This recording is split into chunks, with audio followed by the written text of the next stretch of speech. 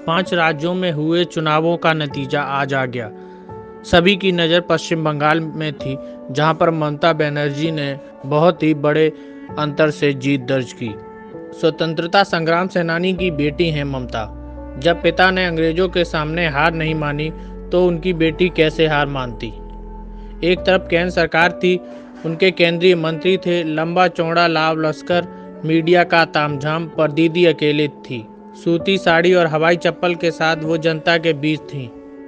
बंगालियों की अपनी ममता, न झूठे वादे, न आसमान तारे तोड़ लाने का भाषण में था सुरक्षा, रोटी, वंचित अल्पसंख्यक, सबको सुरक्षा की बातें थीं।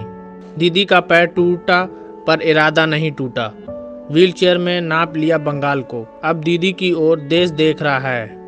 ममता दीदी, तुम्हें बधाई। यह कहना है आकाशदीप जैन, प्रदेश महासचिव, राष्ट्रीय स्वतंत्रता सेनानी परिषद उत्तर प्रदेश का।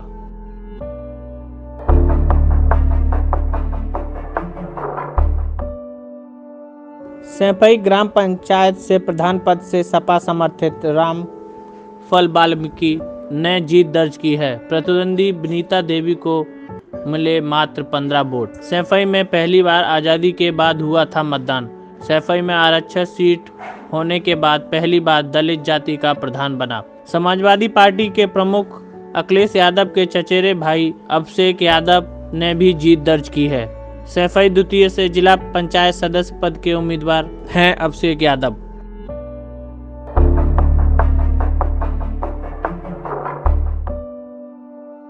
उत्तर प्रदेश आयुर्विज्ञान संस्थान सैंपई में खराब पड़े ऑक्सीजन प्लांट को आर्मी बेस वर्कशॉप की 9 सदस्यीय टीम सुधार करने में जुटी। सैंपई की मेडिकल यूनिवर्सिटी में बरसों से खराब पड़े ऑक्सीजन उत्पादन प्लांट के मुद्दे के मीडिया में सुर्खियां बनने के बाद प्लांट की रिपेयरिंग करने के लिए आगरा से आर्मी बेस वर्कशॉप की 9 सदस्यीय टीम सैंपई पहुंच गई है और ऑक्सीजन प्लांट की मरम्मत में जुट गई है।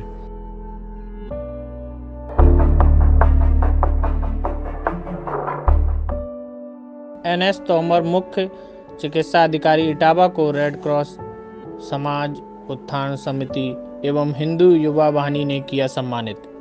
इंडियन रेड क्रॉस सोसाइटी, समाज उत्थान समिति एवं हिंदू युवा वाहिनी ने डॉक्टर एनएस तोमर, मुख्य चिकित्सा अधिकारी इटावा को अंग वस्त्र एवं प्रतीक चिन्ह देकर सीएमओ कार्यालय में सम्मानित किया। डॉक्टर एनएस तोमर, मुख्य चिकित्सा अधिकारी इटावा ने कोविड-19 पर जानकारी देते हुए कहा कि इटावा के समाज सेवियों ने मुसीबत के क्षणों में सार्थक प्रयास करते हुए सेवा कार्य में पीछे नहीं हटे। डॉक्टर के Saxena, chairman Indian red cross society Etawah ने सीएमओ इटावा के कार्यों की तारीफ करते हुए कहा कि महामारी के समय हमें हौसला रखना चाहिए तथा लोगों को प्रोत्साहित करें।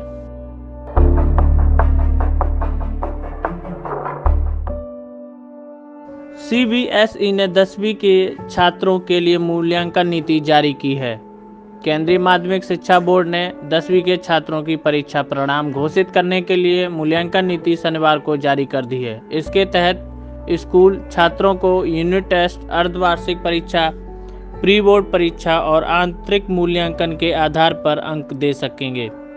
कोरोना संक्रमण के मद्देनजर सीबीएसई ने अकादमिक सत्र 2020-21 की 10वीं की बोर्ड परीक्षा बीते दिनों रद्द कर दी थी। अब बोर्ड ने साल भर हुई परीक्षाओं में छात्रों के प्रदर्शन के आधार पर उन्हें अंक देने का फैसला किया है। मूल्यांकन नीति के तहत स्कूल छात्रों को यूनिट टेस्ट के आधार पर अधिकतम 10 अंक, अर्धवार्षिक परीक्षा के आधार पर अधिकतम 30 अंक और प्री बोर्ड परीक्षा के आधार पर अधिकतम 40 अंक प्रदान कर सकेंगे।